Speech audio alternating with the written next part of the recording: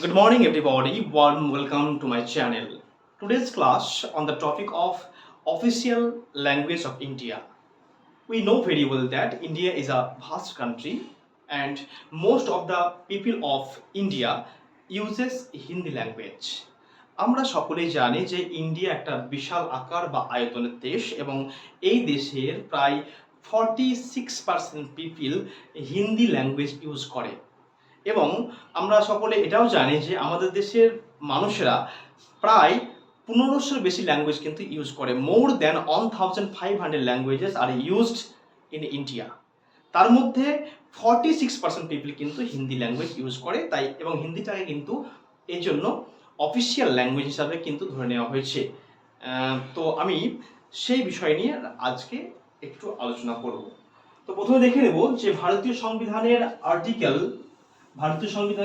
Part ভাগ কত 17, মানে XVII মানে কি 17। ভারতীয় সংবিধানের পার্ট 17 আর্টিকেল 343 টু 351 এখানে কিন্তু অফিসিয়াল ভারতীয় যে ভাষা ল্যাঙ্গুয়েজ সম্পর্কে কিন্তু আলোচনা করা হয়েছে। ভারতীয় সংবিধানের পার্ট 17 এবং আর্টিকেল 343 টু 351 এখানে কিন্তু ল্যাঙ্গুয়েজ সম্পর্কে কিন্তু আলোচনা করা রয়েছে। তো প্রথমে শুরু করছি যে আর্টিকেল 343। অ্যাকর্ডিং টু আর্টিকেল 343 কি বললাম, 343 আর্টিকেল অনুসারে সেখানে বলা হয়েছে Hindi is considered as the official language of the union. হিন্দিটাকে ইউনিয়নের পার্লামেন্টের অফিসিয়াল ল্যাঙ্গুয়েজ হিসাবে ধরা হয়েছে এবং এর script will be Devanagari.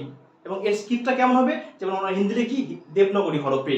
And there is a rule. কি রুল রয়েছে সেখানে বলা হয়েছে যে আমরা যে 1 2 3 4 লিখি, তো 1 2 3 4 5 6 এগুলো যেমন আমরা হিন্দিতে লিখি সেটা হবে ইংলিশে লিখি। তো এটা কিন্তু ওই হিন্দি দেবনাগরী হরফে হবে না, সেটা কিসে হবে, সেটা হবে ইন্টারন্যাশনাল ফর্ম অফ ইন্ডিয়ান নিউমেরিয়ালস। কি হবে, ইন্টারন্যাশনাল ফর্মে হবে, কিন্তু সেটা হবে কি ইন্ডিয়ান নিউমেরিয়ালসের ইন্টারন্যাশনাল ফর্মে কিন্তু সেটা আলোচনা করা হবে।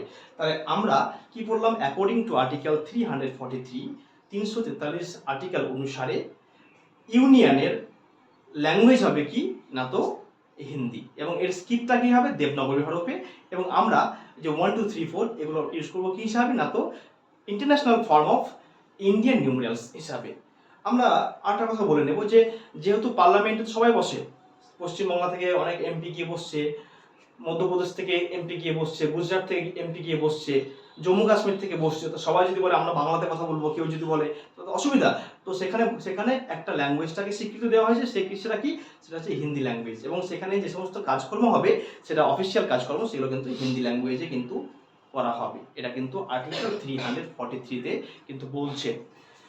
এই আর্টিকেল 343 অনুসারে এই কারণে হিন্দিটাকে অফিসিয়াল ল্যাঙ্গুয়েজ হিসাবে স্বীকৃতি দেওয়া হয়েছে কত সালে, তো স্বীকৃতি দেওয়া হয়েছে 14 সেপ্টেম্বর ইন 1949। 1949 সালের 14 সেপ্টেম্বর হিন্দিটাকে অফিসিয়াল ল্যাঙ্গুয়েজ হিসাবে স্বীকৃতি দেওয়া হয়েছে। তাই এই দিনটাকে কি বলা হয়, সেটাকে বলা হয় ন্যাশনাল হিন্দি ডে। কি বলা হয়, national Hindi day, national Hindi day বা হিন্দি দিবস। ওকে, কি বললাম, 14 সেপ্টেম্বর ইন 1949-এ ফার্স্ট টাইম হিন্দিটাকে অফিসিয়াল ল্যাঙ্গুয়েজ হিসাবে কি করা হয়েছে না তো স্বীকৃতি দেওয়া হয়েছে।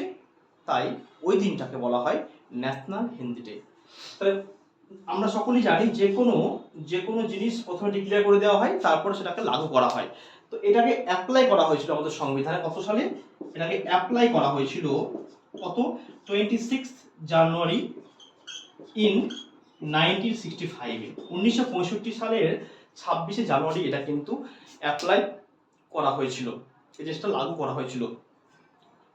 কেম ইন ইটস এফেক্ট, এটা কিন্তু লাগু করা হয়েছিল। এরপরে আমরা কি জানবো, আমরা সকলেই জানি যে প্রত্যেক বছর 12 জানুয়ারি মানে 12 জানুয়ারি 12 জানুয়ারি সেটা কি বলা হয় ওয়ার্ল্ড হিন্দি ডে। আমরা প্রত্যেক বছর 12 জানুয়ারি কিন্তু কি করি না তো হিন্দি ডে কিন্তু আমরা পালন করি। হিন্দি ডে আমরা কি করি, আমরা কিন্তু সেলিব্রেট করি, ওয়ার্ল্ড হিন্দি ডে, সেটাকে ওয়ার্ল্ডে হিন্দি ডে হিসাবে পালন করা হয়। তাই এতগুলি বিষয় কিন্তু আমরা আর্টিকেল 343-তে জানতে পারলাম। এরপরে আমরা জানবো আর্টিকেল 344। আর্টিকেল কি হবে, সংক্ষেপে লিখছি, এই আর্টটি লিখছি মানে আর্টিকেল, ওকে, সংক্ষেপে 344। এই আর্টিকেল 344-এ বলা হয়েছে for the development of Hindi language, Hindi ল্যাঙ্গুয়েজের ডেভেলপমেন্টের জন্য প্রেসিডেন্ট কি করেছে না তো একটা কমিশন গঠন করেছে। কিসের commission? An official language commission of A parliamentary committee. Parliamentary কমিটির দ্বারা একটা অফিসিয়াল ল্যাঙ্গুয়েজ কমিশন গঠন করেছে। কেন? কারণ যাতে করে হিন্দি ল্যাঙ্গুয়েজ ডেভেলপড হয়। তাহলে এরা একটা ফ্যাক্ট শুনে নিই, যেহেতু ইন্ডিয়া ইংরেজদের হাতে পরাধীন ছিল, বহুদিন পরাধীন ছিল, এবং যেহেতু ইংরেজরা ইংলিশটাকে ফেভার, যেহেতু ওদের প্রিয় সাবজেক্ট, প্রিয় ল্যাঙ্গুয়েজ ইংলিশ, তো সেহেতু তারা ইংলিশটাকে ইউজ করতো।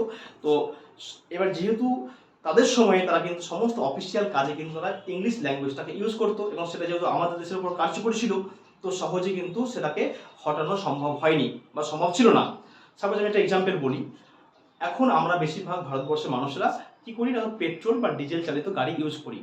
আজকে যদি ভারত সরকার বলে যে আমরা কাল থেকে ইলেকট্রিক চালিত ইঞ্জিন কিন্তু প্রত্যেকটা মানুষকে চালু করতে হবে, তাহলে কিন্তু মানুষের সমস্যায় পড়বে। কারণ কি, সঙ্গে সঙ্গে ডিক্লারেশন করলেই কিন্তু সেটা কিন্তু লাগু করা সম্ভব নয়। কারণ কি, যেহেতু অলরেডি আমরা আমাদের গাড়ি সমস্ত কিন্তু পেট্রোল চালিত, তাহলে আমাদেরকে যদি বলে যে না পেট্রোল বন্ধ করে দেবো, তাহলে কিন্তু আমরা গাড়ি চালাতে পারবো না, তাহলে আমাদের সমস্যার সম্মুখীন হতে হবে। তো এর জন্য তারা কি করলো, তারা বললো না আমরা একটা সময় নেব। কি সময় নেব? যে একটা টাইম নেব, যে এই টাইম পর্যন্ত আমরা কিন্তু ইংলিশটাকে ইউজ করব, তারপরে আস্তে আস্তে কিন্তু আমরা ওই হিন্দি ল্যাঙ্গুয়েজটাকে প্রাধান্য বেশি দেব। তো সেই জন্য প্রেসিডেন্ট কি করলো, প্রেসিডেন্ট একটা কমিশন গঠন করলো। কি কমিশন? কমিশনটার নাম হচ্ছে an official language commission, an official language commission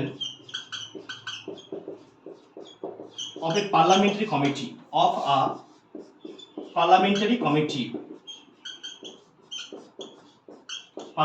committee তাহলে সে কি করলো না তো একটা কমিটি গঠন করলো। ওকে, কত সালে গঠন করলো? সেখানে বলা হলো যে আমরা 15 বছরের টার্মিশন নেব, যেখানে প্রথমে 5 ইয়ার্স, মানে যেহেতু লাগু হয়েছে 1950 সালে, তাহলে 5 ইয়ার্স মানে 5 ইয়ার্স মানে কি, 5 ইয়ার্স মানে যে 1955 সালে তারা একটা কিন্তু একটা কমিশন গঠন করলো। কে? প্রেসিডেন্ট। সেখানে একজনকে চেয়ারম্যান করানো হলো। তার নাম কি? বিজি খের। কি নাম? বিজি খের।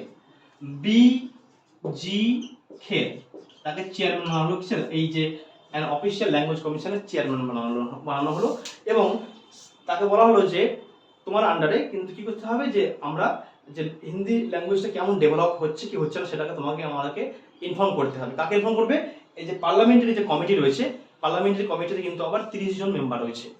পার্লামেন্টারি যে কমিটি রয়েছে সেখানে 30 জন মেম্বার রয়েছে, তার মধ্যে 20 জন হচ্ছে লোকসভার মেম্বার এবং 10 জন হচ্ছে রাজ্যসভার মেম্বার। তাদেরকে তোমাকে ইনফর্ম করতে হবে, এবং সেটা চেক করবে কে?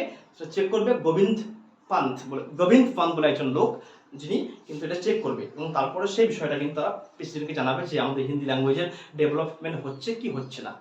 তো এইগুলো কিন্তু আমাদের ফ্যাক্ট বলা হয়েছে আর্টিকেল 344-এ এই বিষয়গুলি বলা হয়েছে, যে for the development of Hindi language, okay, an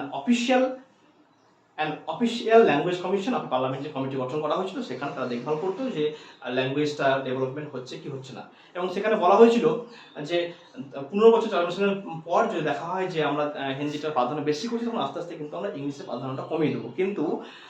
কিন্তু ইন 1963-তে যখন পণ্ডিত জওহরলাল নেহরু প্রধানমন্ত্রী ছিলেন, তিনি কিন্তু বললেন যে সে সময় একটা অ্যাক্ট বানানো হয়েছিল, এবং সেখানে বলা হয়েছিল যে না, হিন্দিটাকেও আমরা কিন্তু কি করবো, হিন্দিটাকে কিন্তু আমরা ইউজ করবো, হিন্দিটাকে পুরোপুরি তুলে দেওয়া যাবে না। হিন্দিটা যেহেতু অলরেডি ইউজ হয়ে আসছে, তো হিন্দিটাও কিন্তু মোস্ট ইম্পর্টেন্ট, এবং এটাকে কম্পালসারি করে আমরা চলবো। তাহলে এখানে কিন্তু for the development of Hindi language a commission was made by a parliamentary committee. Okay, there were in a parliamentary committee there are 30 members. Among them 20 members were from Lok Sabha and 10 members from Rajya Sabha. তো এখান থেকে এইটুকু গেল। এরপরে আমরা জানবো article 345। এরপরে জানবো আর্টিকেল 345।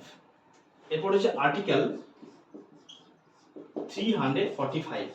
এখানে কি বলা হয়েছে? এখানে বলা হয়েছে ইচ অ্যান্ড এভরি স্টেট, মানে এভারেজ স্টেট, প্রত্যেকটা স্টেটের বা each and every state has the right to opt বা to choose their state language. প্রত্যেকটা স্টেটের কিন্তু অধিকার হয়েছে, each and every state has the right to select their own legislative language or their own state language. প্রত্যেকটা রাজ্যের কিন্তু অধিকার রয়েছে কি তাদের লোকাল, তাদের যে ল্যাঙ্গুয়েজ, সেই ল্যাঙ্গুয়েজ কিন্তু তারা ইউজ করতে পারে। এই আর্টিকেল নাম্বার 345-এ কিন্তু এটা বলা হয়েছে যে each and every state has the right to choose their state language. Suppose মনে করুন আমি পশ্চিমবঙ্গের লোক এবং আমার লেজিসলেচার ওয়েস্ট বেঙ্গলের মধ্যে পড়ছে, এবং সেহেতু আমার ল্যাঙ্গুয়েজ কি আমি আমার বিধানসভা রয়েছে, সেখানে কিন্তু আমি বাংলাতে কথা বলতে পারি, এবং এটা আমাদের চুজ করেছে কি আমাদের যারা বিধান পরিষদে যারা রয়েছেন তারা কিন্তু এটা চুজ করতে পারবেন। এবং সেটা কিন্তু তাই বলা হয়েছে এখানে আর্টিকেল 345-এ সেখানে পারমিশন দেওয়া হয়েছে যে each and every state has the right to select as state language as their will, তাদের ইচ্ছা মতো তারা কিন্তু চুজ করতে পারে। তাহলে এটা বলা হলো আর্টিকেল 345। এরপরে আর্টিকেল 346। আর্টিকেল 346 কি বললাম? আর্টিকেল 346। এখানে কি বলা হয়েছে?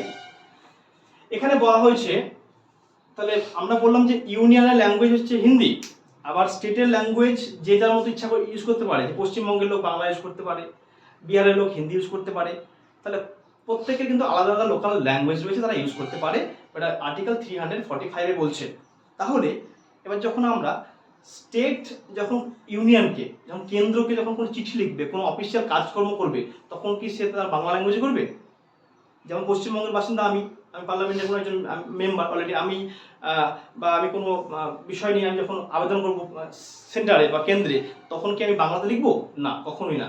তখন সবাইকে, সকল রাজ্যকে কিন্তু লিঙ্কিং সাবজেক্ট হিসাবে কিন্তু ইউজ করতে হবে। তো এখানে বলা হয়েছে the communication between a state and union will be English. The communication লিখবো the communication language between a state and union কেন্দ্রের সঙ্গে স্টেটের কাজকর্মের জন্য যে ল্যাঙ্গুয়েজে কমিউনিকেশন করা হবে সেটা হচ্ছে ইংলিশ। সেটা কি হবে? সেটা হবে কিন্তু ইংলিশে, সেটা কিন্তু ইংলিশ ল্যাঙ্গুয়েজে আমরা কিন্তু কমিউনিকেশন করব। যা কিছু লিখবো আমরা কিন্তু ইংলিশে লিখবো, তাছাড়া কিন্তু সেটা কিন্তু অ্যাকসেপ্টেবল হবে না। পশ্চিমবঙ্গের লোক যদি, পশ্চিমবঙ্গের মানুষ বা পশ্চিমবঙ্গের যারা পার্লামেন্টের লোক রয়েছেন, তারা যদি ভাবে যে আমরা সেন্টারের সঙ্গে হিন্দি বা বাংলাতে বলবো, হবে না।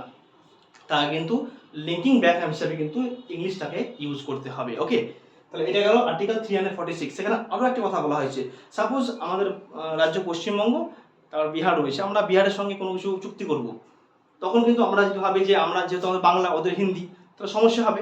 তো আমরা কিন্তু যে কোনো একটা আমাদের ইচ্ছা মতো হয় আমরা হিন্দি করতে পারি, অথবা আমরা ইংলিশটাকে কিন্তু চুজ করতে পারি, সেটা কিন্তু নিজের ইচ্ছা মতো। কিন্তু সেন্টারের সঙ্গে বা ইউনিয়নের সঙ্গে যখন কোনো রাজ্য যখন কোনো কিছু বিষয় নিয়ে কমিউনিকেশন করবে, তখন তার ল্যাঙ্গুয়েজ হতে হবে কি?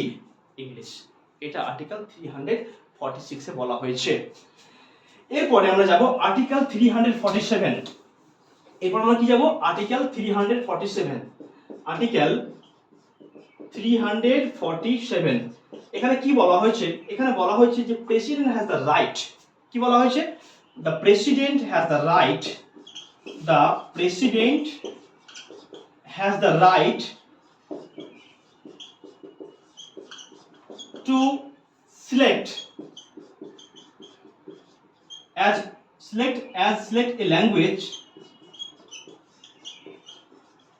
used in a state as ruling language,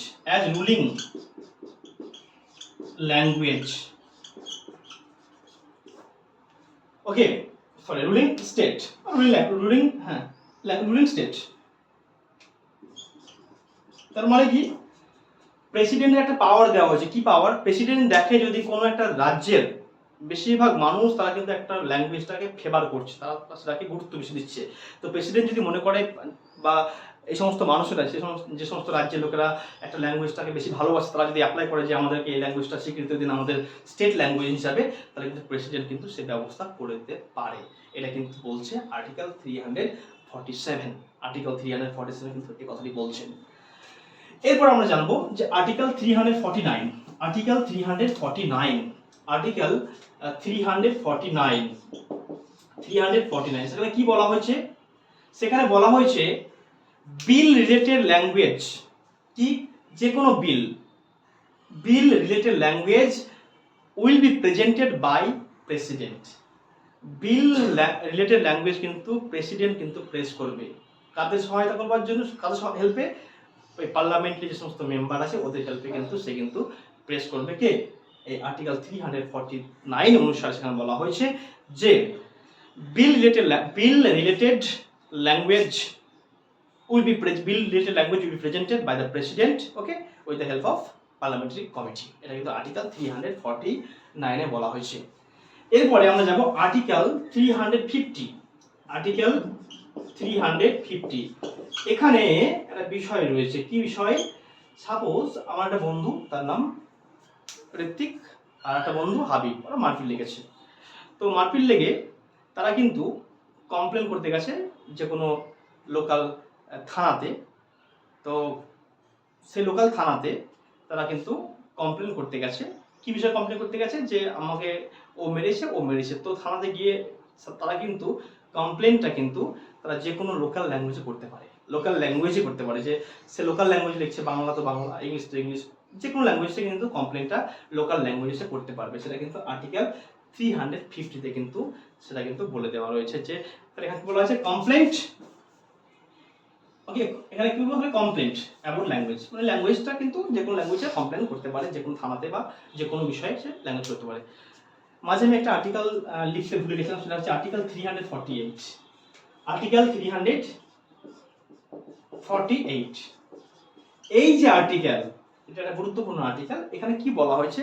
এখানে বলা হয়েছে সুপ্রিম কোর্ট, হাইকোর্ট এবং বিভিন্ন রকম ল বা অ্যামেন্ডমেন্ট বা অ্যাক্ট সংক্রান্ত বিষয় কিন্তু সব কিন্তু কি হবে? সব কিন্তু ইংলিশ ল্যাঙ্গুয়েজে হবে।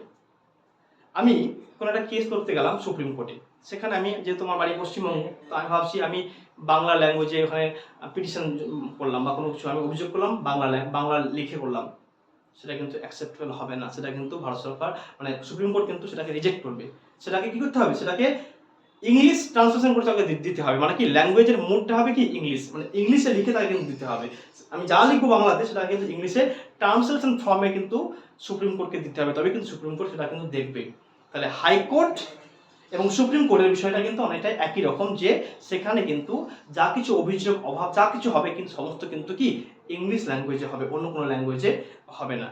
এবার একটা বিষয় রয়েছে যে হাইকোর্ট, প্রত্যেকটা রাজ্যে তো হাইকোর্ট রয়েছে, সমস্ত রাজ্যে হাইকোর্ট রয়েছে।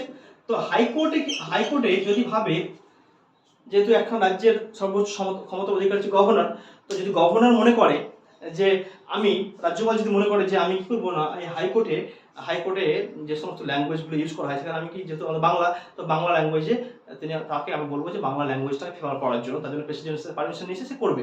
কিন্তু জাজমেন্ট বা ডিগ্রি ক্ষেত্রে কিন্তু সবসময় কিন্তু সেটা কিন্তু ইংলিশে করা হবে। সে যদি বাংলাতে বলে, বাংলাতে করে দিলে অসুবিধা নেই, কিন্তু বাংলাতে করলেও সেখানে বাংলাতে মানে বাংলা বা অন্য কোনো লোকাল ল্যাঙ্গুয়েজে করলেও সেটা কিন্তু ট্রান্সলেশন মোড অফ ইংলিশ হবে, কিন্তু সেই ল্যাঙ্গুয়েজটা কিন্তু ইংলিশ ট্রান্সলেশন মোডে করতে হবে, আদারওয়াইজ সেটা কিন্তু রিজেক্টেবল হবে। আর যদি কোনো পার্লামেন্টের যদি কোনো ল বানানো হয়, যদি কোনো অ্যাক্ট বানানো হয়, সেক্ষেত্রে কিন্তু সেটা কিন্তু কি হবে? ইংলিশ ল্যাঙ্গুয়েজে কিন্তু লেখা হবে। তাহলে আমাদের আর্টিকেল 343 থেকে আর্টিকেল 350 পর্যন্ত আলোচনা করা হলো। এরপর আমরা যাব আর্টিকেল 350 তো হলো। 50 তে বললাম কি, যে কোনো বিষয় যদি রাজ্যের মধ্যে চুরি হয় বা লোকাল কিছু হয়, তাহলে কমপ্লেন কিন্তু সে লোকাল ল্যাঙ্গুয়েজে কিন্তু জানাতে পারবে। এরপর আর্টিকেল কি 350A, আর্টিকেল 350A এখানে বলা হয়েছে যে the state has the responsibility to provide education through mother tongue. প্রত্যেকটা স্টেটের কি অধিকার, প্রত্যেকটা স্টেটের কি রেসপন্সিবিলিটি দিতে হবে যে প্রত্যেকটা বাচ্চাকে আমরা কিন্তু লোকাল ল্যাঙ্গুয়েজে মাদার টাঙ্গে তাদের যে মাতৃভাষা, সেই মাতৃভাষায় তাদেরকে কী হবে, শিক্ষা প্রদান করতে হবে। প্রত্যেকটা স্টেটের দায়িত্ব কি, আমার যেমন আমি বাংলা ভাষার অধিকারী, আমি একটা বাচ্চাকে বাংলাতে আমাকে শিক্ষা দেওয়ার কিন্তু অধিকার কে, রাজ্য কিন্তু তাকে প্রোভাইড করবে। The state will provide a children with the help of mother tongue. তাহলে the state will provide education to a children by his mother tongue. তার মাতৃভাষাতে তাকে শেখানোর কিন্তু চেষ্টা করবে আর্টিকেল 351 অনুসারে। আর্টিকেল 351 অনুসারে এটা কিন্তু বলা হয়েছে। এরপর আমরা দেখব যে আর্টিকেল 351 সেখানে কি বলা হয়েছে। সেখানে বলা হয়েছে যে প্রত্যেকটা স্টেটকে কি করতে হবে না, তো হিন্দি ল্যাঙ্গুয়েজটাকে প্রমোট করবার জন্য, হিন্দি ল্যাঙ্গুয়েজ যাতে ডেভেলপ হয় তার জন্য কি চেষ্টা করতে হবে। Each and every state will take responsibility to promote Hindi language. তো হিন্দি ল্যাঙ্গুয়েজটাকে প্রমোট করবার জন্য তাদের কিন্তু রেসপন্সিবিলিটি নিতে হবে, দায়িত্ব নিতে হবে। এটা কিন্তু আর্টিকেল 351 বলা হয়েছে। Thank you everybody for watching my videos. If you are interested in learning more, make sure subscribe my channel, like my videos and share these videos with your friend. Thank you. Bye bye. Take care.